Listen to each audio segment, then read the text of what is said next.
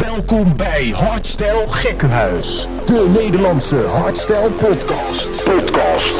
En deze aflevering hebben we het over afgelopen festivalzomer, line-ups van Shockers en Reactivate, Showtek komt met een hardtechno alias, hardstyle EP's en we gaan back in time naar Defcon 1 Australia.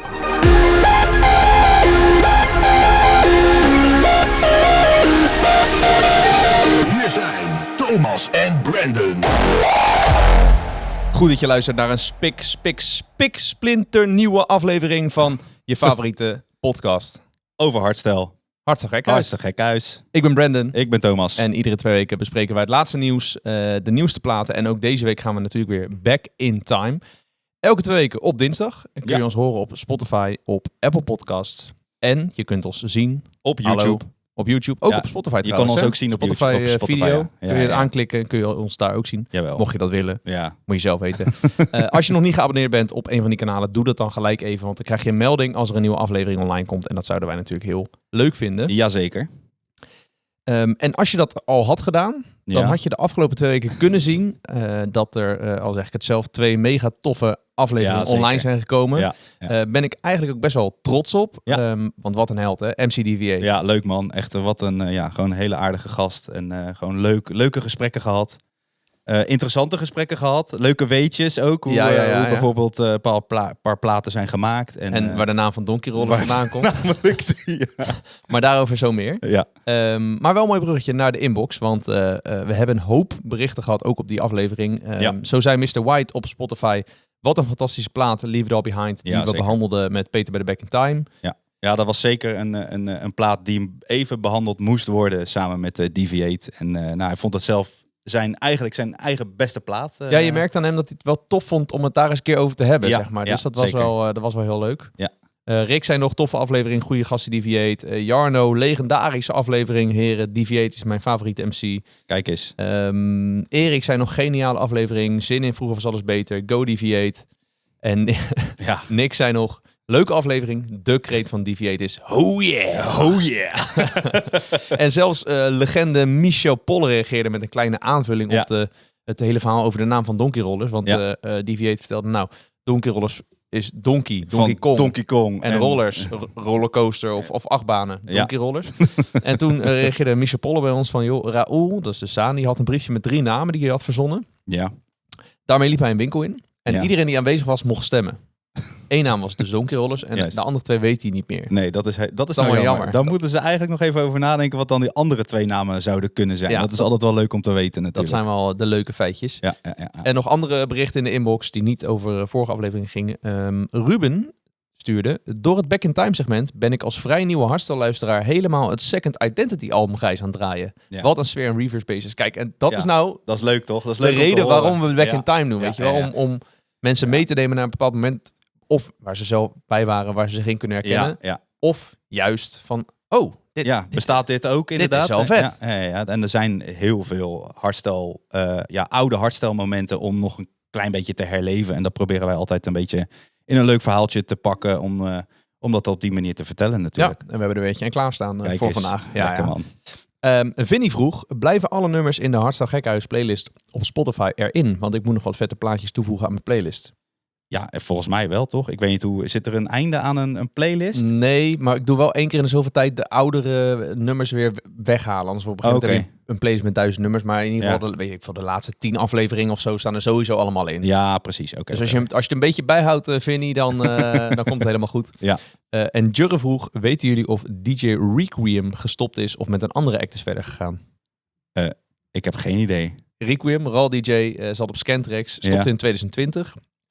Platen gemaakt als Collateral Damage, Ain't Changing Me met Disturb. Ja. Kwam in 2023 terug als DJ Boré op het label van Rebellion, Acid Rain. Oké. Dus hij is niet Boré. Dus hij is er nog wel, maar met een andere naam. Zeker. Oké. En wij hebben wat te vieren. Want wij hadden afgelopen weekend de 1000 volgers gehaald op Instagram. En dat is toch wel een mijlpaal. We zijn nu iets meer dan 8 maanden bezig. Ja, en dat gaat echt zo hard. Daar zijn we ongelooflijk trots op. En ook dankbaar voor alle luisteraars, volgers. Ongekend. Ja, helemaal niet bedacht. Niet sowieso normaal. Hoe heel de podcast gaat, hebben we helemaal niet zo uitgedacht. Je begint met een plannetje en En met een creatief idee van, joh, laten we dat gewoon opnemen met hoe wij met z'n tweeën een beetje ouwehoeren over hardstyle en wat er allemaal gaande is. Want er is altijd zat gaande. Dat merken Heel wij veel nu gaande. zeker met de Zeker. podcast. Merken wij dat nog veel erger. Omdat we er dan natuurlijk nog meer op gefocust zijn van, ja, moet dit wel of niet in de podcast? Tuurlijk. Een beetje, zitten we toch altijd zo een beetje te sparren met elkaar.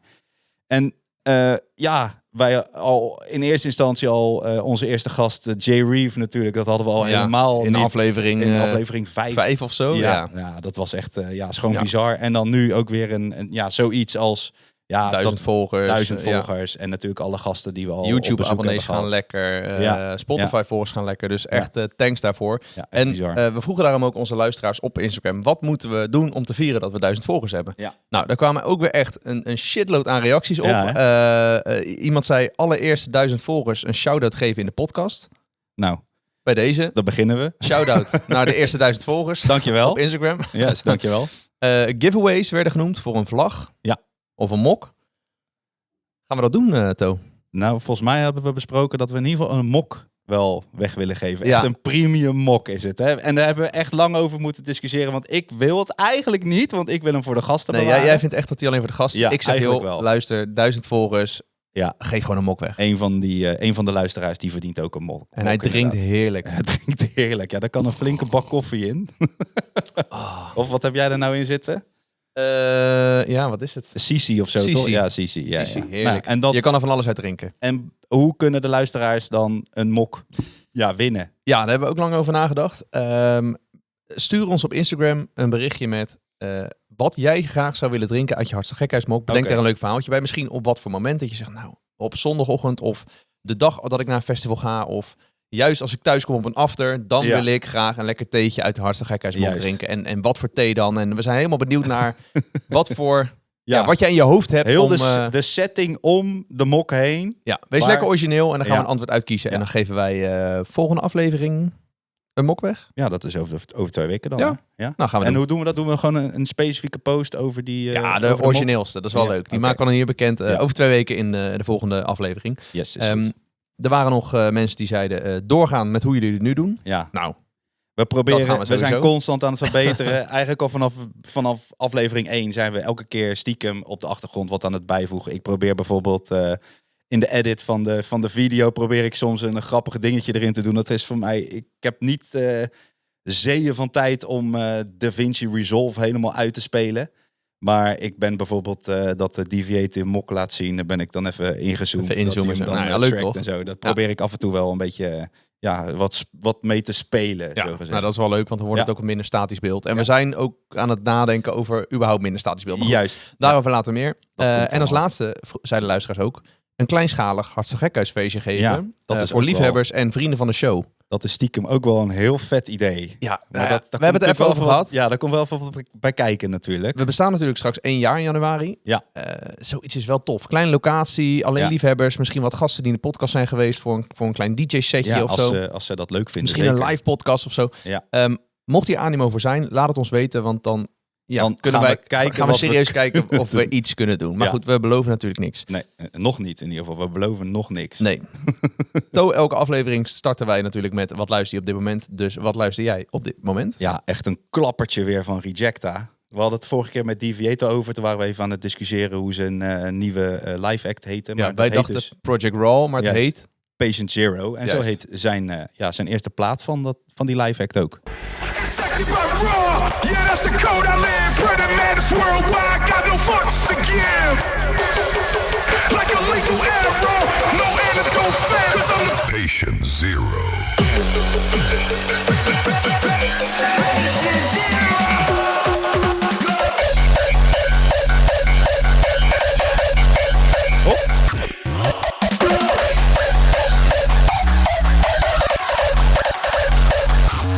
Ja, dit is Rejecta. Dit is lekker kickrollen met de Rejecta. Ja, dit is heerlijk. Dit heeft gewoon zo'n drive erin zitten. Dit is zo knijterhard rammen gewoon. Ja, dit vind ik wat ik vet vind aan Rejecta. Ja. En zijn melodieën vind ik ook wel fucking vet, man. I'm the patient zero, it's my time to explode.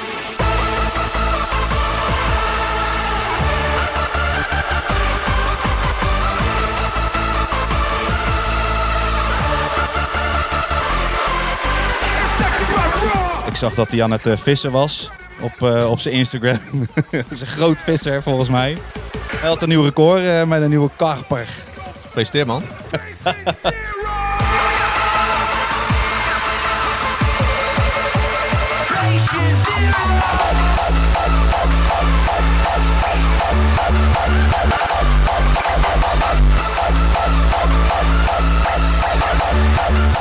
Ja, lekker hoor. Ja, ik vind gewoon Classic gewoon, Rejecta. Ja, gewoon een dikke plaat. Zeker weten. Goeie zeker plaat. weten. Ja. Wat laat jij, Brendan?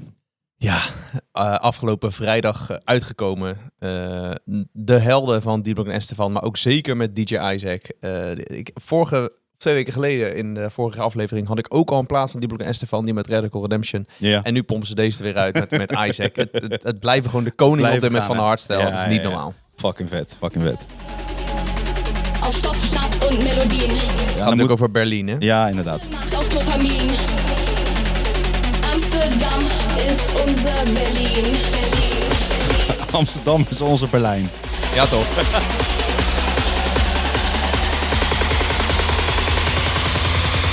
Amsterdam ist unser Berlin.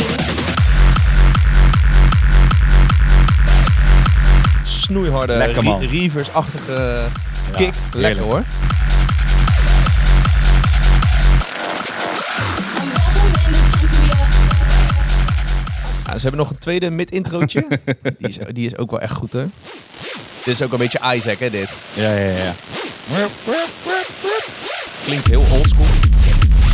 Kick erbij. Dit is het stukje Berlijn, dit.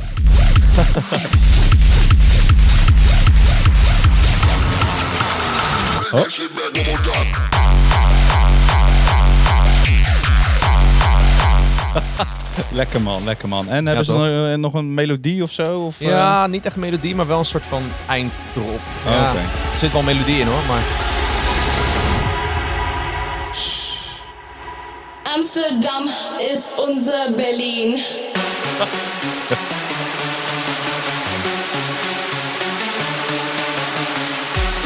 Weet je welke plaat D-Block S van ook nog uit moet brengen?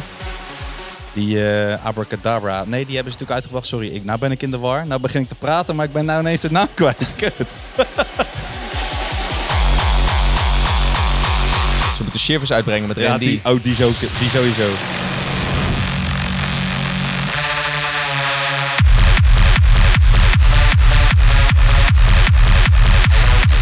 Lekker man, hard. Ze hadden hem al best wel wat geteased. En toen hadden ze, speciaal voor Defcon in de eindshow, hadden ze een edit gemaakt van Ja? Defcon 1 ist unser Berlin. Ja, dat was wel echt was super vet. Echt een Fucking- heerlijk goede fucking partyplaat. Fucking Zoals mooi. altijd Ja. van D-Block van met DJ Isaac.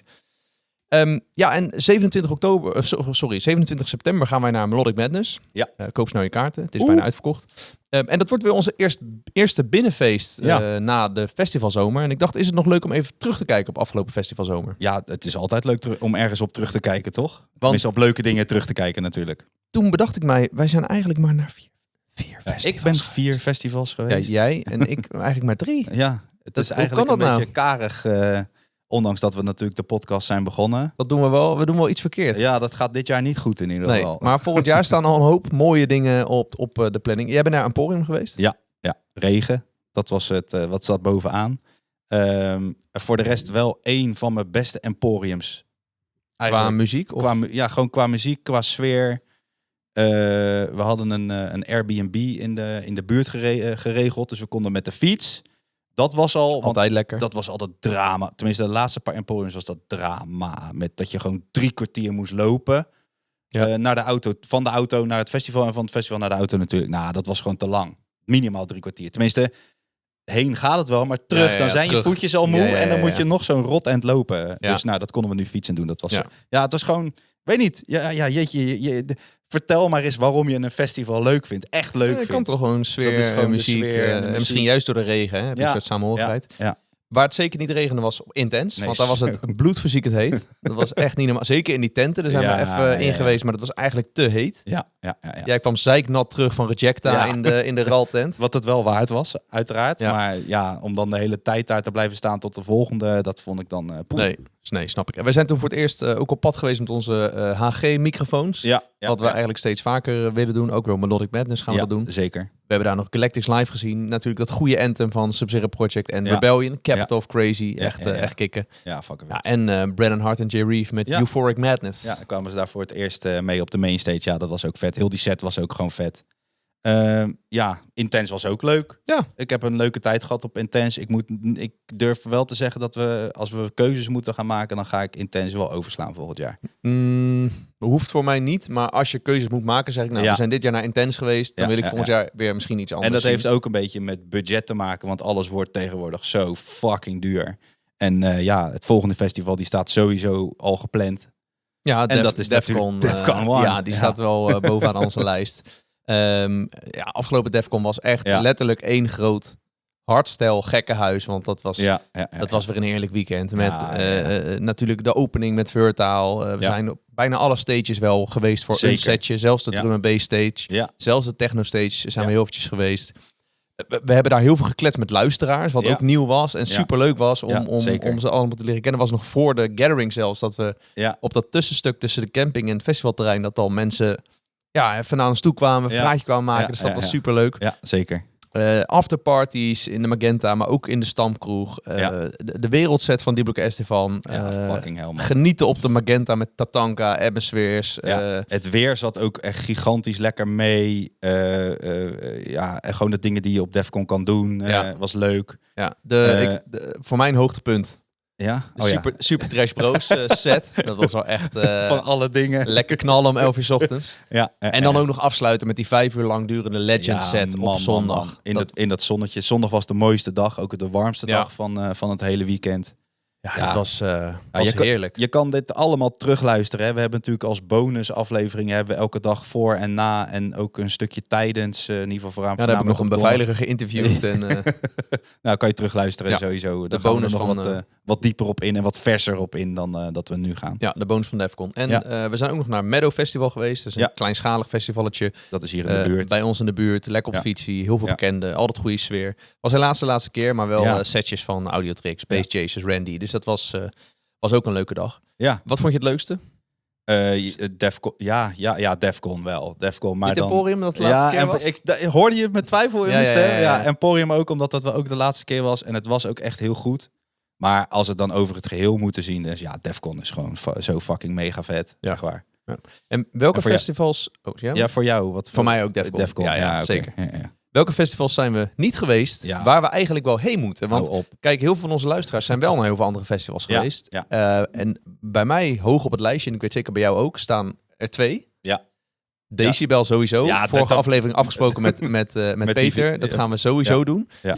En Rebirth. Ja. Gewoon de start van het festivalseizoen. Koeien in de wei, zeggen ze altijd. De nieuwste live acts. Niet zo bloedverziekend heet. Nee, klopt. Dat wil ik ook gewoon meemaken. Het weer kan nog wel alle kanten op. Dus je kan of helemaal in de blubber staan of... dat is toch ook mooi, man. Ja. Wil je dan ook gelijk heel weekend? Tuurlijk. Ja? Ja. Hij is gek, hè, deze? Tuurlijk. Nee, dat lijkt me wel mooi.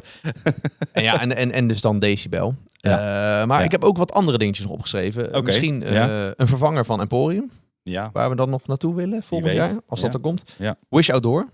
Ja, dat is ook nog lijkt me wel tof. Ja. Zeker ook omdat je daar ook van alles hebt. Ja, precies. Je hebt ook wat Nederlandstalig en je hebt er wat hip-hop en je hebt er wat trance en techno. Dus dat lijkt me ook wel grappig. Dus dan kan je ook nog weer met de andere type vrienden die niet zo heel erg alleen maar van de hardstyle zijn. Ja.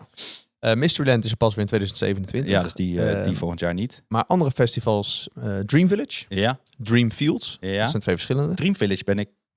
Ben ik met jou eens geweest? Ja, precies. Zijn we wel eens geweest. Ja. Matrix at the Park. Ja, ik ben op de Nijmeegse Vierdaagse feesten geweest dit jaar. Ja, Matrix at the Park moeten we gewoon naartoe, hoor. Ja, dat is wel een vette locatie. Naar de andere kant van de wereld moeten we dan. Ja, nou ja.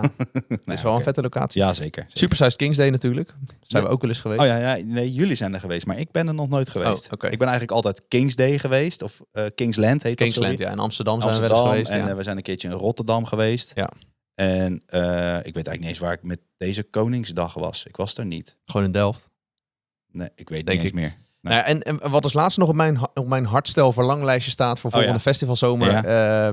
Hardstel party op een boot. Ja. Dat lijkt me gewoon vet. Gewoon Ja, varen. Ja. En dan zo'n intieme sfeer. Ik weet dat Illuminate in Nijmegen doet dat. Die hebben binnenkort ook weer een bootparty. Ja, volgens mij volgende week of zo is het, ja. Dus dat staat ook wel hoog op mijn verlanglijstje. Maar denk je dan niet, ze doen ook wel zo'n bootparty op Kroatië of zo, in Kroatië of zo? Nou, daar hebben we het ook wel eens over gehad. Misschien Dropzone. Ja, Is Dropzone dat heet dat, ja. Maar het vorige Dropzone, was dat... Nou, ik dacht dat ook, je hebt ook een Dropzone in het zwembad. Dat was vorige keer. Ja, Dropzone is gewoon heel de week. Oh, zo, oké. Feestweek En dan is doen dat. ze een... Je hebt een zwembadparty, bootparty. Daar was Alleviate juist. geweest toen hij wel eens in de podcast kwam. Oh, kijk. Nee, sorry, juist. Bomberjack. Oh, daar geweest. Juist, ja. Oké. Cool. Was dat bij jou bovenaan, even naast Decibel en Rebirth? Ja, ik denk Matrix at the Park. Dat lijkt me wel... sfeertje hoor. Ja, daar ben ik nog deprived tegengekomen. Oh toen. ja, nee. Nou, kijk eens aan. Dat is al een van de redenen om dan daar ook naartoe te gaan natuurlijk. Precies. Dat was ook weer nieuws. Dus laten we snel gaan naar... Nieuws van de week.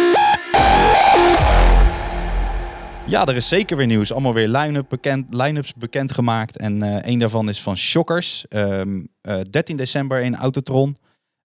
Ze lijken zich echt te focussen op de OG Raw. Wat natuurlijk dit jaar aan het ontploffen is. Ja.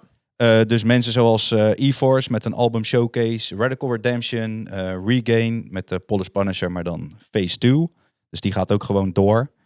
Met diezelfde live act, maar dan next level. Rejecta met Patient Zero. Nou, dat is dan niet echt OG Raw, denk ik. Nee, maar het is ook niet de nieuwere RAL met zeg maar de Gearbox. Nee, oké. Ja, het zit daar dus wel niet, echt een beetje tussenin. Ja. Hij doet gewoon zijn eigen ding. Ja, precies. Heel goed. Zo houden Rejecta. Level 1 en Wolf. Ja, vette combinatie. Daar kwam ik ook wat op Instagram tegen dat ze een plaatje aan maken waren. Zijn we een plaat bezig ook. Dus dat is wel vet. Ziek. En Unresolved. En de kaartverkoop is gestart. En wees er snel bij. Ja. Want het zal wel weer uitverkopen, denk ik. Dat denk ik wel. Shockers is altijd wel... Shockers. Showtek heeft een nieuwe track. Ja, vet. Ik heb hem al een paar keer gehoord. Nou, zet hem even aan. Is een bekend stukje dit? Hold up. Oh? On the count of 3. MC Stretch, hè? You will repeat after me. Here we fucking go. 1, 2, 3. Het heet Here We Fucking Techno. Ja. Op welke records? Verknipt. Ja. Records. Fucking go. Ja, de vocal ons natuurlijk niet onbekend. Dit is een vocal van 20 jaar geleden. Ja, van volgens mij ook wel, ja. En ze hebben gewoon gedacht, nou ja, als jullie die hardstyle van die tijd, FTS, wat in die tijd gemaakt is, als techno gebruiken, dan gaan wij het gewoon opnieuw uitbrengen. Als techno. Maar dan beter. Maar dan beter als techno, En onder hun hard techno alias Show Techno.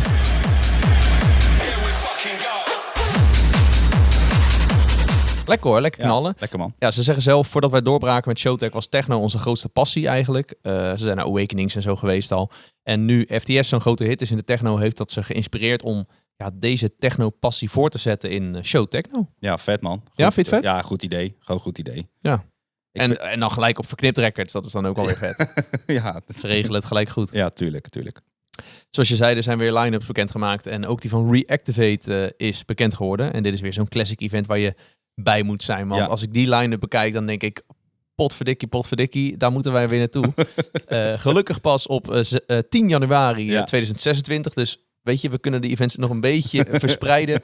Maar de line-up, jongens. Adrenalize versus Code Black. Classics, hè? Even houden we ja, classics. Audiotrix, Koen, Donkey Rollers. Hey. Vrienden van de show, mag ik tegenwoordig zeggen. Psychopunks Live, Nilio. Ja, vet. Helemaal terug. Ja. Lekker euforische plaatjes. En Tuneboy, dit wordt wat. Dit zijn echt wel unieke namen, vind ik. Echt wel weer even wat anders dan de gebruikelijke classic namen. Ja, zeker Tuneboy al, vind ik al een naam. Alleen, alleen. En ook een Adrenalize versus Code Black, weet je? Dat is wel, wel vet. Ja, en Koen Classics hoor je ook niet vaak. Nee, hoor. Daarom. Dus dat is wel interessant dat zij daar staan. Adrenalize, die komt natuurlijk eigenlijk altijd wel bij Vroeger Was Alles Beter. Psychopunks hebben we natuurlijk ook wel eens gezien. Ja. Nou, Nilio hebben we dan toevallig 1 keer gezien bij Journey Through Sound. Soundrush. Van Soundrush. Ja, vet man. Vet. 10 januari, Poppodium 013. Goeie zaal. Tickets nu in de verkoop. Ja, leuke goede zaal. Dus ik zou Zeker weten. Wat? Ja, we gaan misschien wel. Ik zit mijn handen beginnen te jeuken. Heel goed, heel goed. We zitten midden in aflevering 19. Van Hartstikke Gek Huis. Van Hartstikke Gek Huis, uiteraard. Datwika's binnenkort aflevering 100. Van? Twika TV. Holy shit. Ja, die zijn ooit begonnen in coronatijd. Ja, 5 jaar geleden. 5 jaar geleden. En dat is eigenlijk gewoon hardstel draaien. En dan een beetje interactie met, met de luisteraars ook dronken erbij. worden. En heel dronken worden. En, iedereen... vooral andere DJ's dronken voeren eigenlijk. Ja, Ik bedoel, iedereen kent de sticker van Warface. Dat die stom dronken zo erg, ja. achter die draaitafel staat. Ja, maar supergoed. Ik heb dat echt zeker in coronatijd, maar daarna met veel plezier altijd gekeken en geluisterd. En voor artiesten ook wel vaak een mooie plek om nieuwe muziek te premiëren. Want zeker. Kijken en luisteren altijd echt een hoop mensen naar. Ja. Vrijdag 19 september van 3 tot, dus 1500 tot 12 uur 's nachts is die 100ste aflevering. Ja, vet. En de vetste en gekste acts komen er. Ik denk ook allemaal vrienden van de show van hun dan. Dat denk ik wel, dus, Koen uiteraard. Ook gezellige Uptempo, dat is nieuw. Die zijn nog niet geweest daar, toch? Weet ik eigenlijk niet. Nee, het zijn ook zoveel afleveringen nu. Nou, Hard Driver, Noise Flow. Ja, dus, die Deutsche Kracht komt langs. Die komt langs. Radical Redemption, Dark Raver. Oh, vet, ja. Warface. Dark Raver, dit wordt natuurlijk één grote Bacardi versus Jägermeister. Ja. Kijk, handel. En Bassbrain, dat is ook een vriend van hun show. Zeker. Dus de kikker man. Leuk. Ik hoop dat wij de 100 nog een keertje halen. Ja, wie weet. Hey, ik zag online iemand die postte van... joh, we hebben meer visuals nodig op festivals. Dus festivals kiezen er best wel vaak voor om gewoon stage design te doen... en dan niet echt veel schermen. Ja. En hij vond van, joh, we hebben dat juist heel erg nodig. En we hadden het ook met Deviate over Decibel natuurlijk... waar ze dat echt heel goed hebben toegepast. Ja. Je ziet het bij Tomorrowland heel veel, bij Mysteryland zie je het heel veel... maar in Hardstyle zie je het niet echt. En hij zegt van, joh, veel festivals missen dus schermen... zodat artiesten zich ook visueel kunnen uiten. Zoals nu Rejecta, zoals Sub-Zero Project met hun live acts. Ja. Ghost Stories. Maar is dat dan hardstyle als in hardstyle in zijn geheel? Of is het dat dan eigenlijk alleen Q-dance? Want Q-dance specifiek heeft dat eigenlijk nooit. En dat is echt dat is gewoon een keuze. Is dat? Nee, dat snap ik. Denken ze creatief over na. Snap ik, maar Decibel had het hiervoor ook nooit. En die heeft het nu 1 keer gedaan. Oh, oké. Dus hij zegt meer van, dit moet gewoon... Emporium had dat ook niet echt. Ja, Emporium had vaak altijd wel een scherm. Ja, wel? Ja, Okay. Zeker afgelopen paar jaar was het niet. Want toen was natuurlijk de hardstyle, de RAL en de hardstyle was omgedraaid. Dat de RAL was nu op de plek van de hardstyle. En het was in een tent. Okay. Maar ik weet nog wel, de live act van Rejecta met Reject Authority was 100% met met dat gezicht wat hij ook had. Maar wat vind jij? Vind jij stage design is belangrijker dan schermen? Want kijk, als je zegt te veel schermen, dan hebben mensen weer de kritiek van... je hebt alleen maar schermen. Ja, en maak eens wat moois. En dat houdt je kijk, en dat is natuurlijk heel moeilijk. Hè? Dan zou je eigenlijk met zo'n creative director een gesprek moeten hebben en vragen van, joh, wat zijn nou keuzes waarom je geen scherm doet? Want dat is kijk, want misschien focus op de muziek in plaats de muziek van op de rest. En natuurlijk het podium zelf. En als jij natuurlijk een beeldscherm neerzet met dat je de DJ's een beetje kan zien hoe ze ook blij zijn. Maar hij bedoelt geen schermen, hij bedoelt geen webcams of zo. Hè? Of geen, Hij bedoelt me echt gewoon dat je echt een soort beleving kan creëren per DJ. Oké. Ja, dat is natuurlijk wel vet. Maar maak je jezelf dan niet te makkelijk vanaf? Dat je zegt, joh, ik gooi wat schermen neer. En ja, misschien. Dat vinden wij nu vet aan een Defcon, dat het helemaal uitpakt. Ik denk dat het wel heel erg focus pakt op dat scherm. Dus stel je hebt een heel breed podium, zoals bij Defcon, en je hangt een scherm op, dan is het focus op dat scherm. Ja. En dan heb je wel eigenlijk het hele decor. Dat denk ik dat dan misschien een keuze zou zijn, dat je geen scherm doet. Wat ik wel over een scherm vet vind. Heb jij wel eens filmpjes gezien van die dome in Las Vegas? Ja, van die 3D-effecten. Holy fucking shit. Ja, dat is wel echt next level ziek is dat. Klopt. Maar dat kan denk ik alleen binnen. Ja, die kan ook echt alleen maar daar binnen. Maar dat is zo scherp. Ja, dan moet je maar kijken met filmpjes wat je voorbij ziet komen. Dat is echt gruwelijk. Ja, dat is wel tof. Ja. Maar dat is dan weer next level. Dat is dan niet als zo'n podium buiten. Dan kan je dat denk ik nooit creëren, denk ik. Nee. Maar wat vind jij daarvan dan? Moeten er schermen komen?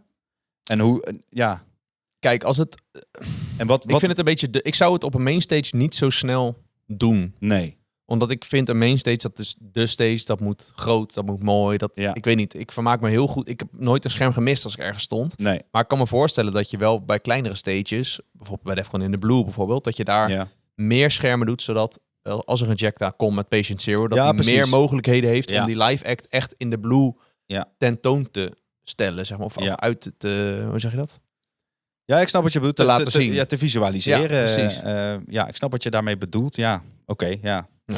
Nou goed, we gaan het allemaal weer zien volgend jaar wat ze er gaan bakken. Ja.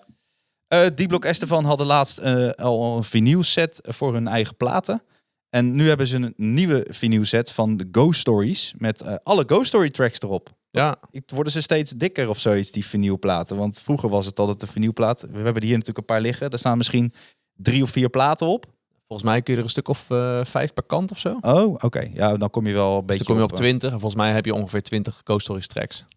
Als je het is een dubbel deck. Het is een 2 LP's, hè, volgens mij, die Ghost Stories. Zo. Het zijn al 2. Dus dan heb je zeg maar 20 ja, platen. Ja, precies op die manier. Oké. Ja, wat bijzonder daaraan was, is dat zelfs de nieuwste tracks er al op staan. Ready or Not en Felt the Ghost, die dus nog niet uit zijn. Ja. Die ze op Defcon toen gepremierd en hij was ook binnen een mum van tijd uitverkocht. Want ik heb het ook, die post gezien. Ik zat nog te twijfelen. Ga ik het doen? Nou, ik denk er nog even over na. En toen dacht ik, laat ik het... Oh, oké. Ja, want heb jij... kijk, we hebben hier natuurlijk een aantal... Die heb ik een keertje op de kop getikt voor een paar euro in een of andere platenzaak, in een of andere bak ergens achter. Ja.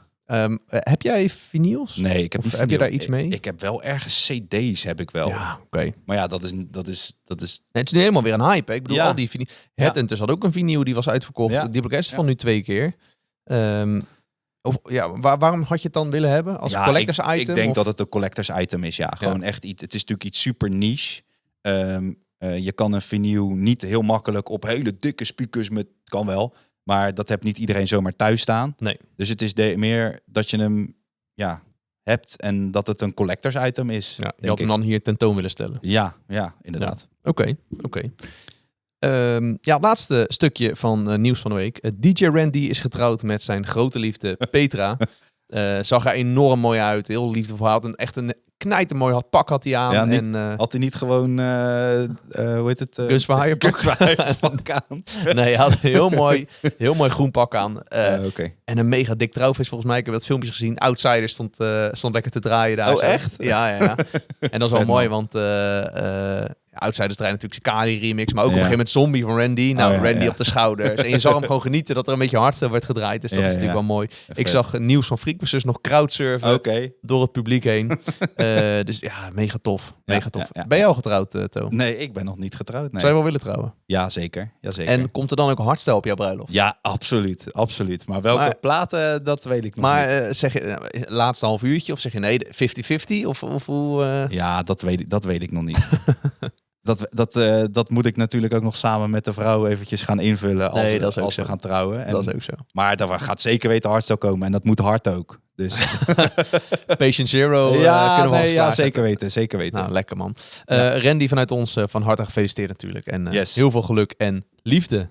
Ja, dan gaan wij terug in de tijd. We gaan... Back in time. En we hadden het vorige keer met Deviate over Defcon 1 Australia. Sorry, ik bedoel natuurlijk... Defcon 1. Australia. Oké. En toen dacht ik, daar hebben we het eigenlijk nog nooit over gehad. Nee. Dus bij deze. Er was eens een hardstyle festival in Nederland genaamd... Defcon 1. Na 6 edities op Almere Strand, kwam Q-Dance op het idee om ook een Defcon editie in Australië te organiseren. Waar de hardstyle steeds groter werd, steeds meer mensen vanuit Australië kwamen naar Nederland voor Defcon. Dus dachten ze, misschien moeten we Defcon naar Australië halen. Nou, zo gezegd, zo gedaan. Op 19 september 2009, dus ook alweer een hele tijd geleden, opende Defcon Australia in Sydney. Met een eigen thema, Maximum Force. En de anthemmaker was Sani. De jaren erna maakte Headhunters een anthem, maakte Toneshifters een anthem als eerste Australische DJ. En in 2012 had Wildstyles niet alleen de Defcon anthem voor de Nederlandse versie, namelijk World of Madness met Headhunters en Noise Controllers, maar ook nog eens de Australische versie. En ik vind True Rebel Freedom, Defcon 2012 Australië anthem, een vergeten plaat met een heerlijke reverse bass. Defcon 1.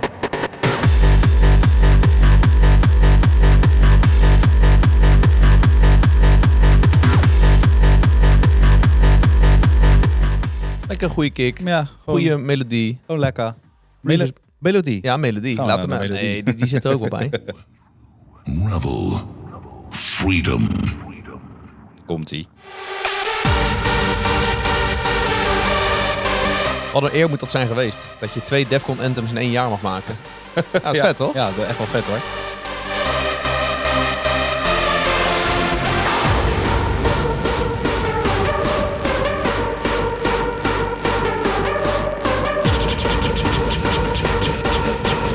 DEFCON 1.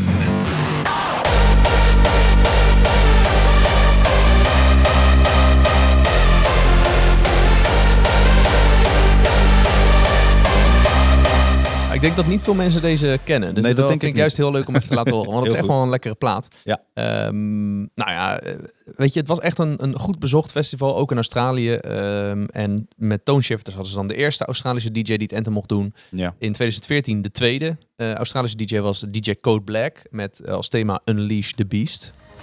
With the madness as our guide, we release the true warrior inside. DEFCON 1.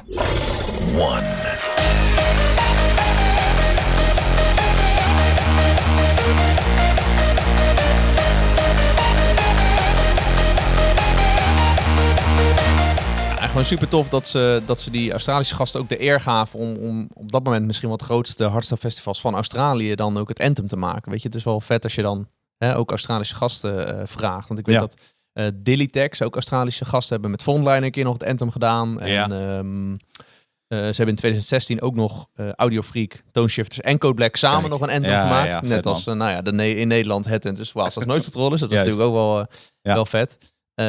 En DJ Koen maakte het laatste anthem in 2018. Vind ik een goed anthem trouwens. Legends and warriors about to claim the throne, son. Now from the top of your lungs, we are DEFCON 1.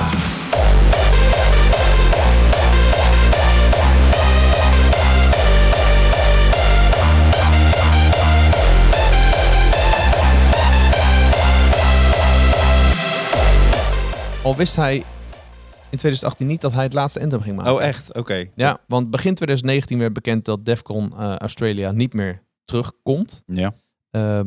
Het Sydney International Regatta Centrum, dus de locatie en hun partners hadden eigenlijk hun steun ingetrokken voor het event. Die locatie was altijd een eiland, toch?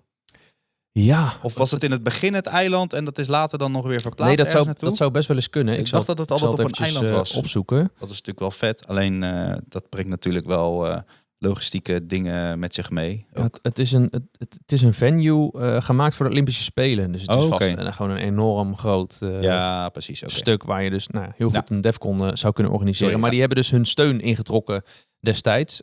En Q-Dance moest dus op zoek naar een nieuwe locatie. En ze konden niets vinden wat past bij hun standaarden, bij wat zij voor ogen hadden. En sinds die tijd is er eigenlijk helaas niets voor teruggekomen. Ja, ze hebben wel toen gezegd van ja, wij komen terug, maar eigenlijk tot op de dag van vandaag niet. Nee. Nou, we hebben natuurlijk de podcast van Wildstyles met Jonas Schmid geluisterd, die ook zegt van joh, nou, misschien ooit nog wel eens iets in Australië. Ja. Maar dus nu al sinds 2019 niet meer, helaas. Ja, vind ik jammer man, want toen ik eenmaal naar Defcon in Nederland ging, toen ik daar voor het eerst was geweest, wilde ik eigenlijk heel graag een keer naar Defcon Australië. Omdat die mensen daar, de sfeer, dat schijnt toch iets heel anders te zijn dan wij nuchtere Nederlanders, zeg maar. En wij verwenden mensen met 300 festivals in een zomer. Weet je, er zijn mensen die daar heel het jaar sparen om naar Defcon Australië te gaan. Of natuurlijk al heel het jaar sparen om naar Defcon in Nederland toe te gaan. Ja, maar gewoon die dedication die er is. Het land überhaupt, ben ik ook nog nooit geweest. Het lekkere weer. Ja, die sfeer lijkt dat lijkt me gewoon heerlijk. Ja, dus dat wil ik een keer meemaken. Ja, en toen ging ik een beetje kijken. Ik denk, nou, wat is er dan nu? Op dit moment het grootste hardstyle festival in Australië is volgens mij Knockout Outdoor. Ja. En als ik die line-up zie, dan Ghost Stories, Future Noise, Rebellion, Beyond the Horizon, Vertile, Unresolved Live, Tone Shifters heeft het anthem. Maar ook Journey sets van Adrenalize, Atmospheres, Code Black, Isaac. Ja, vet. Wij moeten daar gewoon een keer naartoe, man. Ja, eigenlijk wel, hè? Toch? Maar ja, gaan we dat volgend jaar dan doen? Nee, ja. Maar dat is toch vet, weet je. We gaan erheen, weet je. Dan nemen we een vliegtuig vol met luisteraars mee. Gaan we met z'n allen gewoon een Down Under, een party in Australië beleven. Ja, mij lijkt dat gewoon echt kicken. En dan doen we ook wel echt een shoey, doen we dan. Een shoey, een shoey in je face. Nee, dat gaan we doen. Komt goed. Je mag dromen, toch? Ja, je mag altijd dromen. Dat is juist het leukste wat er is, dromen. Nou, mooi. Dan droom ik hiervan. En ik droom ook van nieuwe muziek. Vers van de pers. Ja, droom je ervan? Van nieuwe muziek? Ja? Ja, ik droom van nieuwe muziek. Ja. Oké, nou. Jij niet?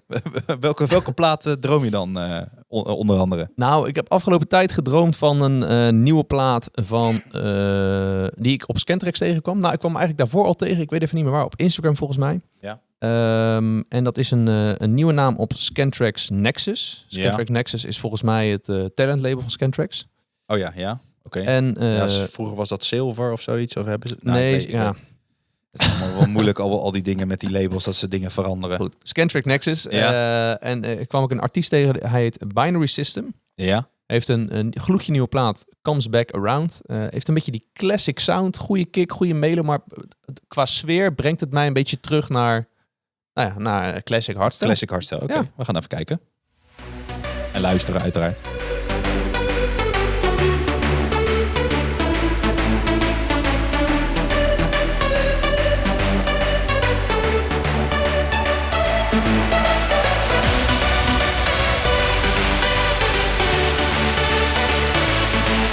Misschien komt het ook voor.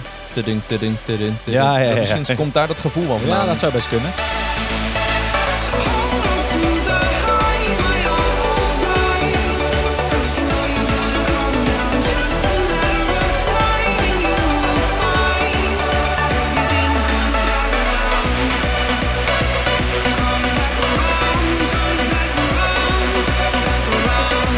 Lekker vocaltje.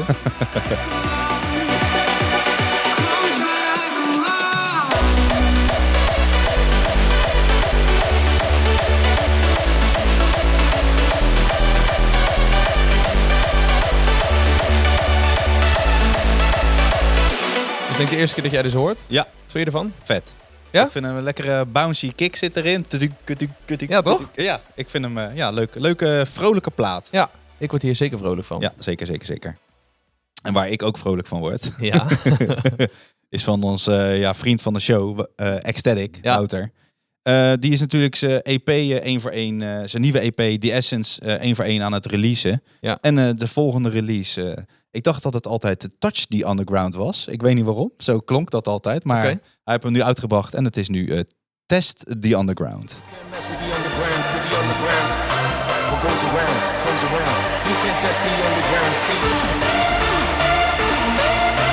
Het doet me heel erg denken aan Noise Controllers plaat. Ja, Pillars of Creation. Ja.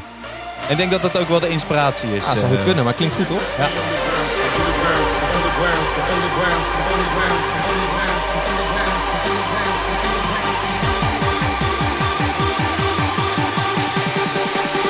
You can't test the underground.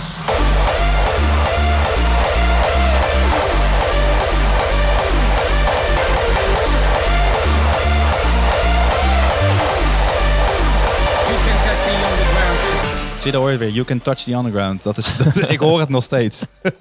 Nee, het is toch Test the Underground geworden. Ja, goede plaat van Ecstatic. Sowieso die Essence EP goed. Maar ik denk dat de luisteraars wel weten dat wij een beetje fan zijn van Ecstatic. Een klein beetje maar, toch? We gaan naar ook 2 artiesten waar wij fan van zijn. Future Noise en Galactic. We hebben een tijdje geleden in de podcast al na ons eigen speurwerk onthuld dat zij samen in de studio zaten. Weet je dat nog? Ja. Ze hebben een plaat gemaakt voor het album van Future Noise. Het heet Forever Lost. En we gaan even luisteren.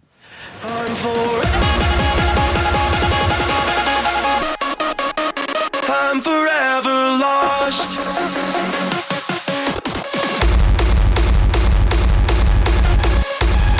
Wat vind jij van zo'n anti-dropje? Ja, lijpe kick is dit. Ik weet niet, die kick die klinkt ook echt... Nou. Oh. Forever lost.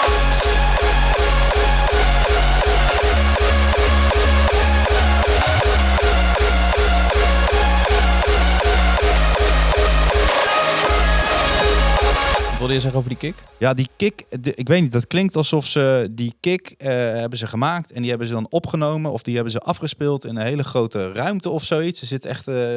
Veel galm op of zo. Galm, ja. Maar dat klinkt wel goed, om het maar even zo te zeggen. Ja, ik hou er niet zo van. Ik hou wel van een anticlimax dropje, maar ik weet niet. Ik ging lekker op de vocal en de melodische opbouw en dan in één keer kwam die kick. Dat is niet mijn smaak. Ja. Dat snap Verder, ik snap wat je er bedoelt. Als dan dat stuk melodie komt, dat is natuurlijk hartstikke lekker. En dat is misschien ook wel het ding, hè. Ze verrassen je natuurlijk even en dan is het, die melo. Klopt. Het wel even extra vet is. Ja. En het is natuurlijk een beetje creatief, hè. Zeker. Past ook helemaal bij Future Noise bijvoorbeeld. Precies. Waar ik wel heel fan van ben, is de tweede climax. Die gaan we dan natuurlijk ook eventjes luisteren. En heel de opbouw en gewoon hoe die erin komt. Echt goed, man.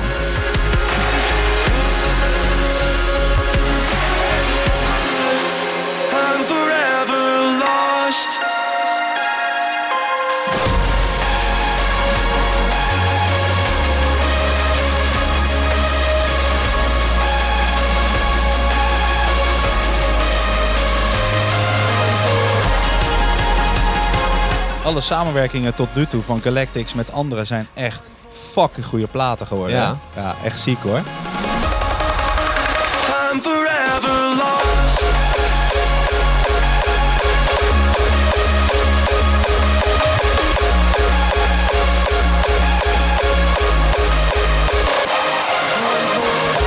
Hoor je die soort klingeltjes of zo? Ja, ik weet precies. Dat vind ik echt heel vet. En het klinkt een beetje als die Enlightenment met Bifront. Ja. Heeft Future nu ook een beetje dit soort melodieën en platen. Ja, dit is goed, man. Ja. Dit is gewoon kwalitatief echt het beste wat je kan krijgen. Ja, nou ja, precies wat ik zeg. Tot nu toe elke plaat met Galactics en samenwerking met Galactics is gewoon een hele goede plaat. Ja. En dan die samenwerking met het sausje van Future Noise erbij. Natuurlijk zijn sounddesign en alles eromheen. Ja, gewoon fucking vet. Luister deze plaat eventjes helemaal. Want wij doen nu alleen maar een beetje de drop doen wij er nu over. Maar je moet even de hele feeling. De hele van vocal, die plaat, de hele opbouw. Ja, zeker. De volgende is van de vriend van de show. En hij heeft 3 drops. Ja, Bomberjack. Bomberjack inderdaad. En hij heeft deze ook gepremieerd. Hier in zijn aflevering. Klopt, maar toen was hij nog niet af. Nee, en nog niet uit. Nee, en natuurlijk ook nog niet uit. En nu is hij uit en af. En we hebben toen gehad met hem over melodie, wel of niet, bla bla bla. Ja. Nou, 3 drops. We gaan zo luisteren wat de derde drop is dan, toch? Precies. Maar we beginnen bij de eerste.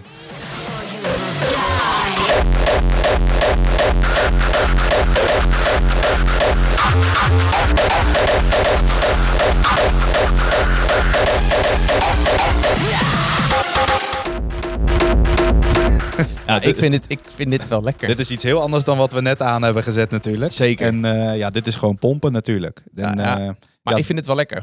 Wel lekker harde, diepe kicks. Weet je, je hebt ook soms... de Strijkers heeft dat bijvoorbeeld veel. Ja. Beetje van die... En Dual Damage ook wel eens. Dit is echt een klonk, hè? Dit is een echte klonk, is dit. Ja, maar dit is wel een stevige klonk, zeg maar. Je hebt ook klonks die... Ja, ik weet niet. Dit voel ik wel. Hier zit wat energie in, voor mij in ieder geval. Oké, en bij de tweede drop dan? Dat gaan we nu horen. Is to never live. Fight with me or you will die.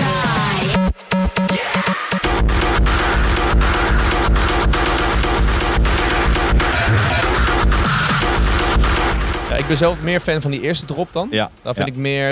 ik die weet kick. Niet. En deze kick dan?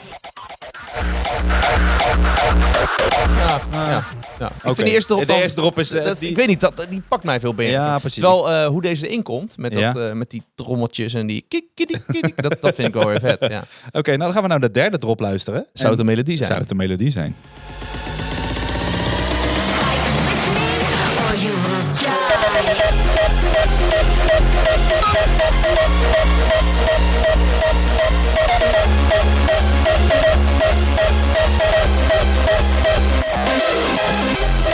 En ja hoor, het was een melodie. Ja, Paul Bomberjack, dit is gewoon een lekkere plaat, man. Ja, dit is plaat. 2 climaxen, lekker rammen en het laatste stukje. Oh, wacht. Lekker kickrollen. Dat vind ik het vetste stukje van de plaat, eerlijk gezegd. Het einde, niet dat hij afgelopen is, maar gewoon... Ja. Dat blijft ook in mijn hoofd zitten. Lekker kickrolletjes, goede melodie. Gewoon, ik zet dit wel op. Ja, zeker. Lekker plaatje. Zeker. Ja, Bomberjack met You Will Die. Yes. En de afsluiter van deze aflevering, Mutilator featuring Knowles, Enter Elysium, het Supremacy Anthem. Answer your invitation to the unknown and enter Elysium.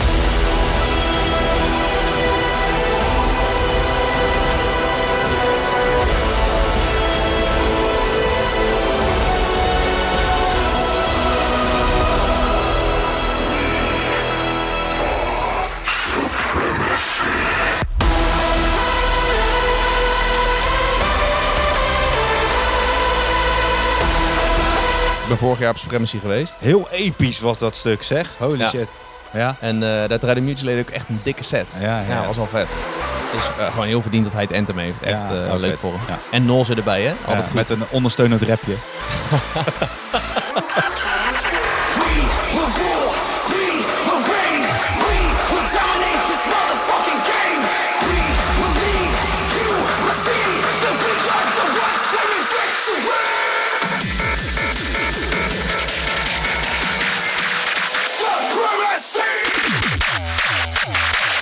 Oh.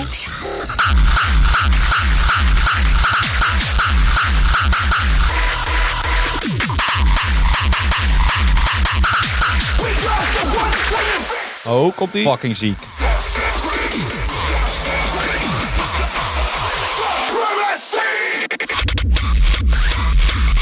Zo. Dit vind ik dan minder. Maar die eerste kick vond ik echt lekker hard, man. Nee, dit is niet helemaal mijn ding. Er zit wel een diepe bas in, hoor. Die voelen wij niet nu op onze koptelefoontjes. Nee. Oh, en nog een beetje melodie.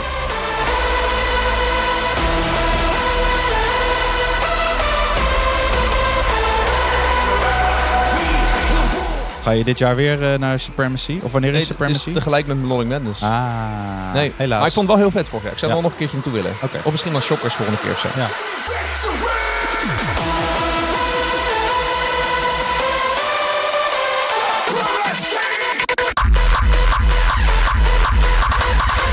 Lekker klappelende muziek is dit. Ja. Lekker hoor.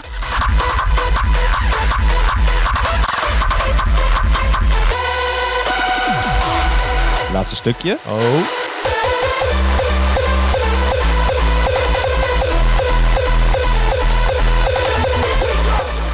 Ja, ik vind die eerste climax die we lieten horen, dat is denk ik... Is dat de eerste of de tweede climax? Dat is de tweede climax. Ja, er zit nog die vond ik heel goed en energiek. Ja. En dit laatste met die melodie, dat klinkt echt goed, man. Ja. Ik merk ook altijd wel... Ik vind het altijd wel leuk als die kick ook gaat pitchen. Dus dat die kick dus weer een beetje omhoog en naar beneden gaat. In toonhoogte, zo gezegd. Ja. Dus dat moet altijd wel met de melodie, vind ik. Ja, terwijl het met die klaplong, er zat wel lekkere drive. Zeker weten. En ben je het nou eens met ons of helemaal niet? Laat het ons weten. En dan heb je zoiets van, joh, dit ging wel heel snel. Ik wil eigenlijk heel de track even horen. Ja. Luister dan naar Hardstyle Gekhuis, de playlist. Daar verzamelen we alle platen die we bespreken. Ja. Bij Vers van de Pers, maar ook bij de andere segmentjes. Was weer een mooie aflevering, To? Ja. Ging rap, toch? Ja, zeker. Het is ik heb me weer vermaakt. Jammer dat het weer voorbij is. Ja. Volgende keer aflevering 20.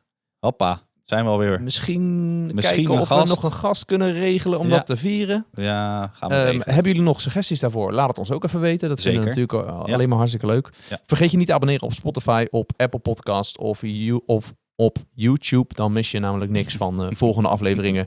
Iedereen bedankt voor het luisteren. En tot over 2 weken. Tot over 2 weken. Ciao, ciao. Doei. Dit was Hardstyle Gekkenhuis. Wil je niks missen? Volg ons op je favoriete podcastplatform of Instagram. Tot over 2 weken.